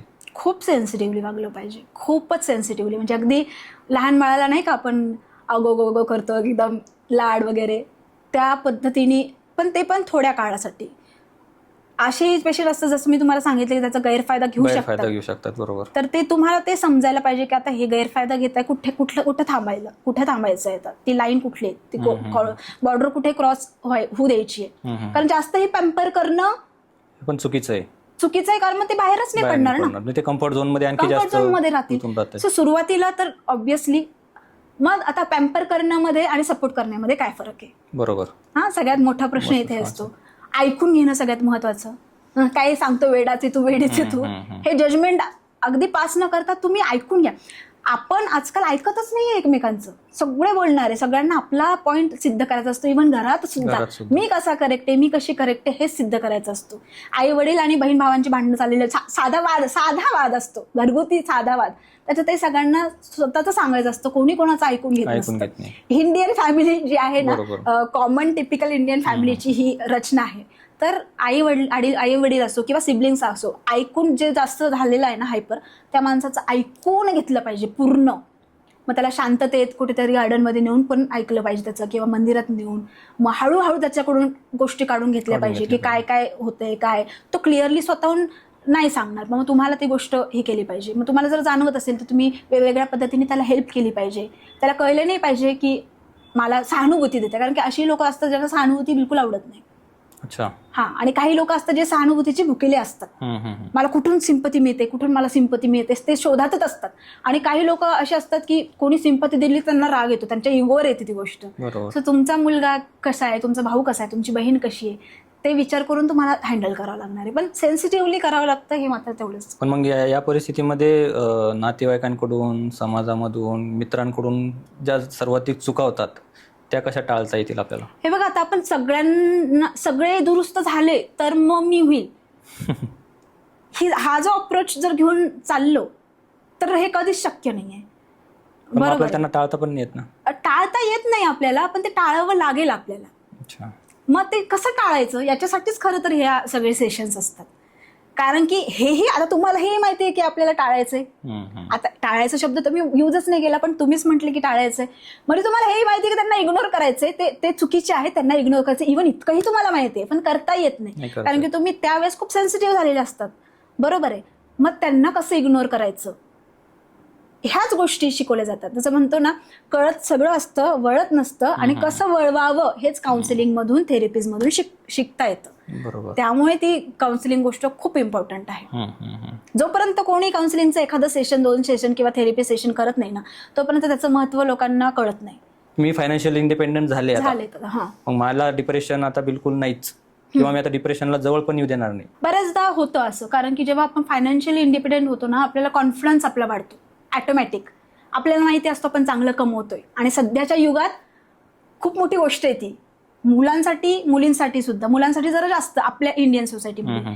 मी चांगलं कमवतोय किंवा चांगले कमवते हे स्वतःला जेव्हा आपण माहिती असतं ना, तेव्हा तो एक वेगळ्या प्रकारचा आत्मविश्वास वाढतो, कॉन्फिडन्स वाढतो. मग लोकांचं बोलणंही आपल्याला काही वाटत नाही, कोणाचं जजमेंट काय आहे याच्यात आपल्याला इंटरेस्टही नसतो, कारण आपण आपल्या जजमेंटमध्ये भारी असतो, आपण आपल्या दृष्टिकोनात छान असतो. त्यामुळे हे हेल्प करतं, नक्कीच करतं. पण शक्यतो जेव्हा आपण आजारी आहोत, मानसिक आजारी, तेव्हा त्या सिच्युएशनमध्ये फायनान्शियली सुद्धा प्रॉब्लेम्स येऊ शकतात, कारण जसं मी म्हटलं गोष्टी इंटर रिलेटेड आहेत, तर ते पण होऊ शकतं. पण जसं तुम्ही क्वेश्चन विचारला की फायनान्शियल जर फ्रीडम मिळालं किंवा फायनान्शियली जर चांगलं असलं तर उपयोग होतो, तर नक्कीच डेफिनेटली. बरेचसे लोक ज्यावेळेस समजा आता डिप्रेशन मधून फायनान्शियल इंडिपेंडेंट झाले, त्या डिप्रेशन लांब गेलं, फायनान्शियल इंडिपेंडेंट झाल्याच्या नंतर बऱ्याचशा अशा गोष्टी करतात की ज्याच्यातून वापस ते नैराश्याकडेच जातात. म्हणजे आता जास्त पैसे कमावले म्हणजे जास्त काहीतरी अपेक्षा ठेवणं, काहीतरी अनावश्यक खरेदी करणं, मग ऑटोमॅटिकली वापस ते थोडंसं एक इगोइस्टिक होणं. आता हे झालंय स्वतःच्या पायावर धोंडा मारून घेणं. आता मग हे तुम्ही अगोदर आजारी होता की नव्हता, हे काय म्हणतात त्याला, महत्वाचं नाहीये. तुम्ही अगोदर आजारी असो नसो, तुमच्याकडे पैसा आल्यानंतर तुम्ही पैसा असो किंवा सक्सेस असो, ते कसं हँडल करायचं. बरेच लोक असे खूप पैसे कमवतात आणि एकदम परत खराब होऊन जातात, त्यांचे हे हालत होतात. किंवा असे काही आहे खूप सक्सेसफुल होतात. आणि सुशांत सिंग राजपूतचंच उदाहरण जर आपण घेतलं तर सक्सेसफुल होते पण आता सुसाईड केलं त्यांनी. आता त्याच्या मागे आपल्याला रिझन ऍक्च्युली माहिती नाहीये, बट जर मानसिक आजार रिझन असेल तर मे बी मग त्यांना ते सक्सेस पचवता आलं नाही किंवा हँडल करता आले नाही किंवा सगळ्या गोष्टी हँडल करता आल्या नाही. म्हणजे वाईटच घडलं पाहिजे असं काही नाही. एका लिमिटच्या पेक्षा जास्त चांगलं जरी घडलं तरी ते तुम्हाला स्पॉइल करू शकतो. मग ते यश असो पैसा असो, पण ते मग ते तुमचे रूट्स तुम्ही धरून ठेवले पाहिजे. जमिनीवर तुमचे पाय, आपले आई वडील म्हणतात ना जमिनीवर पाय पाहिजे, हवेत नाही पाहिजे. तर आपण त्याच्यासाठी जर्नलिंग खूप बेस्ट आहे. आपण जेव्हा डेली डायरी लिहितो ना तेव्हा क्वेश्चन्स असतात की आज आपण काही चुकीचं वागलो का, आज हे करायला नव्हतं, असे क्वेश्चन. आणि आजकाल माहितीये का, अगोदर असे फक्त ब्लँक अशा डायरीज यायच्या आणि त्याच्यात सगळे फक्त ना असं स्वतःचं रुटीन लिहायचे. आजकाल तुम्हाला ऑनलाईन बघा इतक्या छान जर्नल मिळतात ज्याच्यात क्वेश्चन्स असतात. तुम्ही आज कुठली गोष्ट केली त्याच्यामुळे तुम्हाला आनंद भेटला, आज तुम्ही कुठली गोष्ट केली त्याच्यामुळे तुम्हाला वाईट वाटलं, आज तुम्ही कुठली चांगली गोष्ट केली, आज तुम्ही कुठली वाईट गोष्ट केली. त्याने काय होतं, जेव्हा दिवसामागे दिवस जातो ना आपण कुठल्या याच्यात नशेत समजा असो, समजा सक्सेसच्या नशेत आहे किंवा पैशाच्या याच्यात आहे, दिवसेमागे दिवस जातो ना आपण चुकीचं करतो हे माहीत असून सुद्धा आपण स्वतःला इग्नोर करतो. तर ते होत नाही जेव्हा आपण डेली डायरी लिहितो, कारण की डेली आपण स्वतःचं इव्हॅल्युएशन करतोय ना. डेली आपल्याला रात्री माहिती आहे की आपण दिवसभरात काय केलं हे आपल्या समोर असतं. त्यामुळे आपण किती जरी इग्नोर करण्याचा प्रयत्न केला तर ते आपल्याला कळतं की आपण काहीतरी चुकीचं करतोय आणि आपण ऍक्शन घेतो. त्यामुळे जर्नलिंग खूप मोठी गोष्ट आहे. पण सहसा कोणी करतच नाही. करायला पाहिजे. त्याला मोटिवेट कसं करता येईल? एक वेळ तुम्ही रात्री जेवण करून नका झोपू, पण डायरी लिहून झोपलंच पाहिजे. बरं, मग समजा आता जर एखाद्याला जर समजा जर्नलिंग करण्यासाठी इन्करेज कसं करता येईल? जर्नलिंग करण्यासाठी स्वतःलाच इन्करेज व्हावं लागेल. आपण फक्त सांगू शकतो. त्याचे फायदे अनेक आहे. जसं मी म्हटलं, जर्नलिंग केल्यानंतर आपल्यालाच आपल्या भावना कळतात. नेमकं कुठलाही विचार आल्यामुळे कुठली भावना आली, कसं मग आपण रिॲक्ट केलं, ही जी साखळी आहे ते का, ही साखळी असते ऍक्च्युली. पहिल्यांदा आपल्या मनात विचार येतो, मेंदूमध्ये विचार आल्यानंतर मग भावना निर्माण होते. भावना निर्माण झाल्यानंतर मग आपण रिॲक्ट करतो, मग कुठलेही असो. फॉर एक्झाम्पल, पहिले विचार आला की अरे आज हे कामच नाही झालं, हा विचार आहे. ठीक आहे, हे काम नाही झालं, हा विचार आहे. त्याच्याने भावना काय आली? डिसअपॉइंटमेंट आलं. मग रिॲक्शन काय झाली? चिडचिड झाली घरामध्ये. म्हणजे भावना आधी येत नाही, आधी विचार येतो, मग भावना येते, मग रिॲक्शन येते. रिॲक्शन टाळायची असेल तर भावना सुधारावं लागेल, भावना सुधारायचा असेल तर विचार सुधारावा लागतो. आणि ते विचार आपल्याला कसे मॅनेज करायचे, विचार येऊ द्यायचे नाही किंवा चांगलेच विचार येऊ द्यायचे, हे त्याच्यासाठी ट्रेनिंग असते मेंदूला. त्याच्यासाठी काही सेशन्स असतात, ती ट्रेनिंग आपल्याला द्यावी लागते. सो मी तेच म्हणते की सायकोलॉजी इतका डीप विषय ज्याला आपण इतकी इझिली घेतोय, खूप इझिली घेतोय. आणि खरं तर प्रत्येकाने केला पाहिजे. मी तर म्हणते काउन्सिलिंगचे कोर्सेस सुद्धा सगळ्यांनी स्वतः केले तरी, स्वतःसाठी जरी केले तरी पण खूप छान आहे. असं काही नाही की तुम्ही केंद्रच टाका, प्रत्येक गोष्टीमध्ये पैसा कमवणं हाच हेतू नसला पाहिजे. सायकोलॉजीमध्ये मला तर प्रत्येकाने सायकोलॉजीचा अभ्यास केला पाहिजे, प्रत्येक घरात काउन्सिलिंगचा अभ्यास व्हायला पाहिजे, प्रत्येक घरात थेरपीचा अभ्यास व्हायला पाहिजे. बऱ्याच वेळेस असं होतं की एखाद्या वेळेस एखादा कोणी डिप्रेस असतो किंवा सॅड असतो. आता आपण नॉर्मली आपलं रुटीन असतं रील स्क्रोल करणं, मग ते तशाच काइंड ऑफ रील आपल्याला यायला लागतात. मग आपण नॉर्मली 2-3 तास जर कंटिन्यू जर त्याच रील बघितल्या तर ते सॅडनेस आणखी जास्त वाढतं. हे आपल्याला माहिती आहे, स्टील आपण स्क्रोल करतो. बरोबर, जसं मी तेच म्हटलं की आपल्याला माहिती आहे की होतं काय, पण आपल्याला ते कळतंय पण वळत नाही. आणि ते वळवण्यासाठीच आपल्याला दुसऱ्यांची मदत घ्यावी लागते. मग त्यात दुसरा म्हणजे मग थर्ड पर्सनच का असायला पाहिजे? घरातले पण पाहिजे आपले. आता हे अपेक्षा झाली ना, घरातले पाहिजे आपले, बरोबर. आपण अपेक्षा नाही करू शकत दुसऱ्यांकडून की तो असा वागला तर, म्हणजे आपण रिमोट कंट्रोल दिल्यासारखं झालं ना, की माझ्या भावनांचं, माझ्या जीवनाचं रिमोट कंट्रोल मी घरच्यांना देतोय. आई जर चांगली वागली तर मग मी हॅपी राहील, वडील जर चांगले वागले तर मी हॅपी राहील, बायको जर चांगली वागली तर मी हॅपी राहील, बॉस जर चांगला वागला तर मी हॅपी राहील. तुम्ही रिमोट कंट्रोल देताय दुसऱ्यांच्या हातात. आणि असे किती जण आहे मग घरातच बघा किती झाले, आई वडील बहीण भाऊ मुलं बायको, घरातच इतके जण झाले, बाहेर समाजात तर किती जण आहे. अशा किती जणांकडून अपेक्षा करणार आणि किती जणांकडून त्या पूर्ण होणार. पण मग जर एका घरात जर राहायचंय तर अपेक्षाचं ओझं घेऊन तर चालवच लागतं आपल्याला. नाही, ते एकदा पण आपल्या माइंडला ट्रेनिंग मिळाली ना की अपेक्षा नाहीच करायची असते. हे बघा, आता हे आपल्याला माहिती आहे की अपेक्षा नाही करायची, अपेक्षा करणं चुकीचं, अपेक्षाने त्रास होतो समोरच्याला आहे ना आपल्याला, हे माहिती असतं. पण ते ट्रेन कुठं झालंय मेंदू, ती थेरी माहिती आहे आपल्याला, बरोबर आहे. जसं मी तुम्हाला सांगितलं, आता सायकल चालवायची असते, सायकल चालवताना सीटवर बसायचं असतं, ओके, हँडल पकडायचं असतं, पॅन्डलवर पाय ठेवायचा असतो आणि मग हळूहळू पाय उचलून दुसरं पॅन्डल चालवायचं असतं. मी अशी थेरी तुम्हाला लिहून दिली, तुम्हाला सायकल चालवता येईल का? नाही. तुम्हाला सायकल चालवण्यासाठी रोज सायकल चालवावं लागेल. सायकल चालवताना तुम्ही पडताल, तुम्हाला मागे कोणीतरी सीटला पकडणारं असलं पाहिजे, बरोबर. आता हे सीटला पकडणारं कोण? तर काउन्सिलर किंवा सायकॅट्रिस्ट. आणि ते एका दिवसात नाही होणार. माहिती खूप आहे. आता आपण रोज व्हॉट्सअप स्टेटसला बघतो, सगळे ज्ञान देत असतात. बरोबर. कोणाला माहित नाही हा प्रॉब्लेमच नाहीये, माहिती सगळ्यांना सगळं आहे, मग ते वळत नाही हा प्रॉब्लेम आहे. आणि वळणार कसं याच्यासाठीच काउन्सिलिंग असते, बरोबर, आणि थेरपीज असते. बरेचसे लोक पण डिप्रेशन मध्ये जाण्याचं कारण अपेक्षांचं ओझंच आहे. म्हणजे आई वडिलांच्या असलेल्या अपेक्षा, बहिणीच्या किंवा भावाच्या अपेक्षा किंवा बायकोच्या अपेक्षा, किंवा आता मुलं लहानाची मोठी व्हायला लागली, मग त्यांचं भविष्य. आणि सांगू का, ह्या ज्या अपेक्षा आहेत ना, ह्या पूर्ण जरी झाल्या ना तरी माणूस आनंदी नाही राहत. माणूस पूर्णपणे कधीच आनंदी नाही राहू शकत. कुठेतरी एक त्याची रिकामी बाजू असतेच. कुठलाही मनुष्य बघा तुम्ही, खूप कमी जण असतात. आता त्याच्यासाठी मग खूप आपल्याला प्रेमानंद महाराजांच्या याच्यात जाऊन साधना करावं लागेल. मी तर म्हणते त्यांचे जरी खरंच आपण ऐकले, आता मी त्यांच्याबद्दल जास्त बोलत नाही कारण तो रिलिजियस एक पार्ट होतो, बरोबर. आणि एक काउन्सिलरने रिलिजनच्या बाबतीत न्यूट्रल राहिलं पाहिजे, म्हणून मी बोलत नाही. बट असे जे आहेत साधू संत आपल्याकडे खूप कमी आहेत एकतर, तर तुम्ही त्यांचं पण ऐकलं ना तर खूप आपल्यावर फरक पडतो. आणि स्वतःकडून अपेक्षाच करू नका की एका सेशनमध्ये, आता मी प्रेमानंदजी महाराजांचं एक प्रवचन ऐकलं, आता उद्यापासून माझी लाईफ सेट, असं होऊ शकत नाही. तुमचा मेंदू येतो, तुम्ही आता जर 34 वर्षाचे आहात तर 34 वर्षात जी काही वायरिंग झालेली आहे, जी काही माइंडसेट तयार झालेली आहे, ते रिवायरिंग करण्यासाठी, ते परत चेंज करण्यासाठी वेळ लागेल ना. 34 वर्षाची रिवायरिंग तुम्हाला परत चेंज करायची आहे म्हटल्यावर तुम्हाला वेळ लागेल ना. तुम्ही एका दिवसाची कशी अपेक्षा करता? त्यामुळे त्याच्यात ह्या पूर्ण प्रोसेसमध्ये खूप पेशन्स पाहिजे. बरोबर. पण मग बऱ्याच वेळा असं पण होतं, समजा आता जर आपण या ठिकाणी जर समजा विचार केला, आपण बोललो आपल्या मित्रासोबत, मैत्रिणीसोबत किंवा ऑफिसमधल्या कलिग सोबत की असं असं होतंय, त्यांनी आपल्याला काउन्सिल केलं किंवा काउन्सिलिंग सेंटरवर गेलो, काउन्सिलरने आपल्याला काउन्सिल केलं की बाबा ह्या सगळ्या गोष्टी अशा अशा आहे, आता असा विचार करायचा नाही वगैरे वगैरे वगैरे. तिथं थोडंसं आपलं मन शांत होतं, बरोबर. घरी गेलो, परत किचकिच सुरू झाली.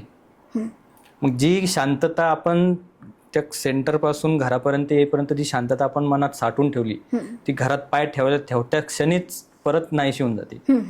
आता इथे डिसअपॉइंटमेंट का होते माहितीये का? कारण की आपण परत अपेक्षा ठेवली की आपल्या एकाच काउन्सिलिंग सेशननी सगळं काही बदलायला पाहिजे. नाही, माझा प्रश्न तो नाहीये. म्हणजे आपण घरात पाय ठेवल्याच्या नंतर आपली आई असेल, वडील असतील, बायको असेल, मुलं असतील, मला हे पाहिजे, मला हे करायचं, मला इकडे जायचं, पैसे नाही आहेत वगैरे वगैरे, ह्या जे त्यांची जे प्रश्नांची जी भाडीमार होतो, त्यामुळे जे आपल्या मनाची शांतता वापस भंग पावते. मग याला कसं आपण टॅकल करता येईल? हेच काउन्सिलिंग मध्ये, थेरपीज मध्ये शिकवलं जातं. म्हणजे मला म्हणायचा अर्थ असं आहे की समजा एका घरात 5 लोक आहे आणि त्यातलं एकच जण डिप्रेशन मध्ये, मग एकाला काउन्सिलिंग करण्यापेक्षा 5 लोकांना काउन्सिलिंग केलेलं चांगलं नाही का? नाही, ज्याला आहे त्याला स्वतःचं काउन्सिलिंग करावं लागेल. हे नाही बदलणार. हे जे 5 लोक आहेत ते नाही बदलणार, कारण त्यांना त्रास नाहीये आणि त्यांना त्यांच्यामुळे दुसऱ्यांना त्रास होतो ह्याची त्यांना जाणीव नाहीये. त्यांना ती जाणीव करून द्यावं लागेल ना की तुमच्या अशा वागण्यामुळे, तुमच्या अशा प्रश्नांमुळे. हो, तर मग बऱ्याच वेळेस काय होतं, काउन्सिलिंग सेशन्समध्ये फॅमिली मेंबर्सला सुद्धा बोलवलं जातं. फॉर एक्झाम्पल, समजा आता त्या व्यक्तीशी रिलेटेड जर असेल, समजा वाईफमुळे जास्त टॉर्चरिंग होत असेल किंवा आईवडिलांमुळे होत असेल किंवा बहीण भावामुळे होत असेल किंवा मुलामुळे होत असेल, तर त्या पेशंटला बाहेर बसून त्यांना आत बोलून त्यांच्याशी बोललं जातं की हे असं होतंय. नॉर्मली समजा आता काउन्सिलर, तुम्ही काउन्सिलिंग चालू केलेली आहे, तर नॉर्मली लोक कोणत्या प्रकारच्या समस्या घेऊन येतात? मोस्टली तर डिप्रेशन, अँझायटी जास्त आहे. आणि त्याची कारणं काय दाखवतात? त्याची कारणं आता हीच जास्त आहे की कॉम्पिटिशन जास्त आहे. सगळ्यांना बंगला पाहिजे, गाडी पाहिजे, 4 व्हीलर पाहिजे, सगळ्यांना स्टेटस जे आहे ना, लाईफचं स्टेटसचे काही पॉइंट्स आहेत, सगळ्यांना विमानाने फिरायचंय, सगळे आता व्हॉट्सअपमुळे किंवा सोशल मीडियामुळे सगळ्यांना स्टेटसवर दिसतं की हे इकडे गेले, ते तिकडे गेले, ही साडी घातली, ती साडी घातली. सो ते सगळ्यामुळे जास्त ऑब्व्हियसली वाढलेलं आहे. मुलांमध्ये म्हटलं तर करिअर झाल्यानंतर मग बाकीच्या गोष्टी, कुठेच म्हणजे सगळीकडेच कॉम्पिटिशन आहे किंवा अपेक्षा आहे आणि त्या अनलिमिटेड आहेत. त्याच्यामुळे ह्या सगळ्या गोष्टी होत्या. अगोदर फक्त सर्व्हायव्हल मोड होता आपला. अगोदरचे जे लोक होते ना, त्यांचं असं होतं आपल्याला खायला मिळतंय, प्यायला मिळतंय, निवारा मिळतोय, कपडे मिळत आहेत, हे खूप आहे. आणि जसं आता आपण मॉडर्न होत चाललोय सगळ्या गोष्टीमध्ये, जसं प्रगत होत चाललोय, तसं आपली लाईफ सर्व्हाइव्ह नाही करते आपण. आता सर्व्हायव्हिंग खूप इझी झालंय ना. बरोबर. आता आपल्याला गरमी व्हायला लागली, आपण एसी लावतो. गरम व्हायला लागलं, थंड पाणी पितो. सर्व्हायव्हिंग राहिलंच नाहीये. सर्व्हाइव्ह करावं नाही लागत आपल्याला. आता आपण सर्व्हायव्हिंगच्या पुढे आहे, बरोबर. म्हणजे आपण मॉडर्न झालो, बऱ्याच गोष्टी आपल्याला भौतिक सुविधा आहेत, त्यामुळे आपल्याला जास्त दुसरं सुचतंय का, तर हे आहे. तेव्हा त्यांना तेच होतो फोकस, की आता जर शिकार केले नाही, समजा आदिवासी काळामध्ये, त्या युगामध्ये, आता जर शिकार केली नाही तर संध्याकाळी मला खायला मिळणार नाही. त्यांचा फोकस दिवसभर काय असायचं, शिकार कशी करू. जे अश्मयुगीन मानव होते त्यांचं ते होतं. त्याच्यानंतर असं आता आपल्याकडे सगळं असल्यामुळे आपण कुठेतरी प्रॉब्लेम शोधतोय, आपण सोल्युशन नाही पाहते. आपण शोधतो की कुठे मी कसं डिप्रेसिव्ह होईल. बरोबर. सोशल मीडिया मानसिक आरोग्यासाठी वरदान नाहीच म्हणता येणार आपल्याला. आपल्यावर डिपेंड करतं आपण यूज कसं करतोय ते. आता जसं ऑनलाईन कोर्सेस केले किंवा ऑनलाईन काही थेरपी सेशन्स आपण घेतले किंवा बऱ्याच अशा गोष्टी असतात ज्या मोटिवेट करणाऱ्या असतात, सोशल मीडियावर सुद्धा इन्स्पायर करणारे असतात, चांगले असतात. त्यात तो जर कंटेंट आपण घेतला तर आपल्यासाठी वरदान आहे. आणि जर आपण आपल्याला त्रासदायक होईल असं कंटेंट जर आपण बघितला तर ऑब्व्हियसली आपल्यासाठी ते नुकसानदायक ठरेल. सो डिपेंड्स आपण आपली चॉईस काय, आपण काय बघतो. बरोबर. जसं तुम्ही म्हणताय की सोशल मीडियावर आपण समजा कोर्सेस वगैरे घेतले पाहिजेत, पण मग आता आपल्यासाठी चांगला कोर्स कोणता आहे हे आपल्याला कसं ठरवता येईल? आता काय झालंय, मार्केटमध्ये पैशांच्या याच्यात पैसा कमवण्याच्या लालसेपोटी बरेचसे कोर्सेस विकले जातात. ओके, आता त्यामध्ये मग तुम्हाला एन्क्वायरी करावं लागेल की हा कोर्स कसा आहे, याच्यामध्ये सिलेबस काय आहे, याच्यामध्ये काय काय होणार. तुम्ही डिटेल जर चौकशी केली, जसं की आपण ऍडमिशन घेतो कुठल्याही कॉलेजला किंवा स्कूलला, तर आपण सगळं बघून घेतो ना. त्याच्यात डिरेक्टली आपण बघतो आणि लगेचच घेतो असं नाही. सगळं बघतो की काय चांगलं आहे, प्लेसमेंट चांगली आहे, टीचर्स चांगले आहे, सिलेबस चांगला आहे, शाळा कशी आहे, हिस्ट्री कशी आहे. सो याचंही आपल्याला सगळं चेक करूनच घ्यावं लागेल. सगळेच फेक असतात असं नाही, पण आणि सगळेच चांगले असतात असं पण नाही. बरोबर. आता तुम्ही 11 वेगवेगळ्या क्षेत्रामधून अपयश पचवून आलात, तर तुमच्यासाठी स्वतःवरचा विश्वास कसा टिकवला गेला तुम्हाला? माझ्यासाठी जसं मी म्हटलं की मला करायचंच होतं. मला जसं अगोदरपासून माइंडसेट होता की काहीतरी करायचंय. गृहिणी म्हणून नाही राहायचंय. म्हणजे गृहिणीला मी ऍक्च्युली कमी नाही लेखत आहे ह्या वाक्यामध्ये जर सांगायचं झालं, पण मला नव्हतं राहायचं. मला काहीतरी करायचं होतं, स्वतःची आयडेंटिटी निर्माण करायची होती, फायनान्शियल मला थोडंसं स्ट्रॉंग बनायचं होतं आणि या सगळ्या गोष्टी. सो मला ते करायचंच होतं. त्याच्यामुळे मी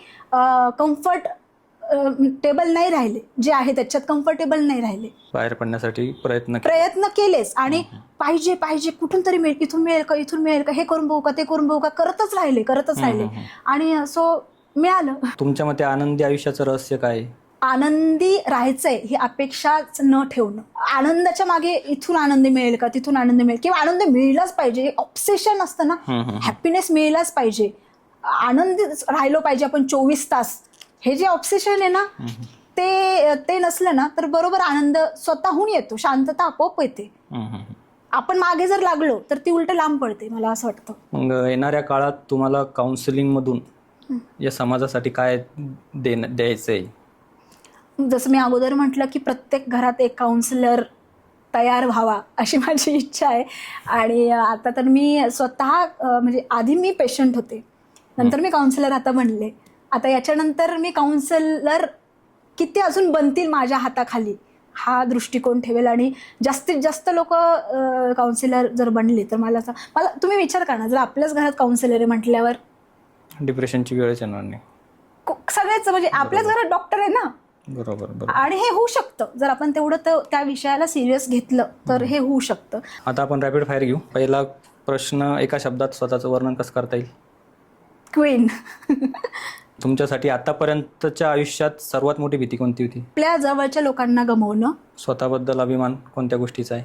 अभिमान हाच की हार नाही मानली मी, करत राहिले, जिद्दीने कष्ट केले. तुमच्या आयुष्यातील हिरो कोण आहे? तसं तर खूप जण आहेत, पण सगळ्यात मेन महत्त्वाचं नाव मी माझ्या हजबंडचं घेईल, रामेश्वर सावळे. त्यांनी मला खूप खूप जास्त सपोर्ट केलेला आहे आणि त्यांच्याच खरं तर सपोर्टमुळे मी जर आज आहे कुठे काही अचीव करते किंवा अजून काही करते, पुढे पण करणार आहे, ते सगळं त्यांच्यामुळेच आहे. कारण की त्यांचा जर सपोर्ट नसता, की त्यांनी जसं मला ट्रीट केलं किंवा जसं मला सांभाळून घेतलं, मला प्रोत्साहन दिलं, सगळ्या गोष्टी जे जसं हँडल करताय मला एक लहान बेबीसारखं हँडल करतं, सो त्यांनी जर ते केलं नसतं तर आय एम ऑल्सो, मी पण त्या महिलांपैकी असली असते जे निराश आहे, काहीच करत नाही आहे, घरीच आहे किंवा असं उगा आहे म्हणून आहे, तर मी पण त्याच्यातली एक असली असते. तर सगळ्यात मोठं क्रेडिट त्यांना आहे. आई वडील तर सगळे करतात त्यामुळे त्यांचं मी मेन्शन करणार नाही, कारण की ते सगळ्यांचेच करतात. बट नवरा करणं ही खूप मला वाटतं मोठी गोष्ट आहे आणि त्या गोष्टीसाठी सलाम आहे त्यांना. आता हे शेवटचा प्रश्न आहे आपला, तर आपल्या प्रेक्षकांसाठी तुम्ही काय संदेश द्याल? प्रेक्षकांना हाच सल्ला आहे, जर तुम्हाला मानसिक अस्वस्थ वाटत असेल तर काउन्सिलिंग सेशन्स घ्या. आपण खूप ठिकाणी पैसे वाया घालवतो, मूवीज बघतो, कपडे घेतो, विनाकारण सगळ्या ठिकाणी पैसे वाया घालवतो. पण आपण काउन्सिलिंग सेशनला पैसे लागतात म्हणून जात नाही. मदत मागा, मदत मागणं चुकीचं नाहीये किंवा कमजोरीचं लक्षण नाहीये, स्ट्रेंथ आहे आणि तुमचं नक्कीच आयुष्य बदलेल. तर ही गोष्ट सिरियसली घ्यावं सगळ्यांनी, मला सांगतो. ओके, तर मित्रांनो, आजचा आपला एपिसोड थोडासा खूप लांब झाला आणि यावर आपण अजून काही बोलू शकतो, पण वेळेच्या अभावी आपल्याला इथे थांबावं लागेल. कल्याणी मॅडमने आपल्याला भरपूर गोष्टीवर मार्गदर्शन केलं आहे आणि त्यांनी जे काही आव्हान केलेले आहेत मेंटल हेल्थविषयी, तुमच्या आसपास असतील, तुम्ही स्वतः असतील, तुमच्या घरात असतील, तर त्यांना यातून बाहेर काढण्यासाठी मला असं वाटतं की हा एपिसोड तुम्ही त्यांना नक्की दाखवावा, जेणेकरून त्यांना एक हिंमत येईल आणि ते यातून बाहेर पडण्यासाठी काहीतरी मार्ग शोधतील आणि काउन्सिलिंगचा आधार घेतील. तर मी तुम्हाला हेच आवाहन करतो आणि आज आपण इथेच थांबूया. पुन्हा भेटूया एका नवीन व्यक्तिमत्वासह, नवीन विषयासह आणि नवीन क्लॅरिटीसह. तोपर्यंत बघत राहा द क्लॅरिटी शो. धन्यवाद.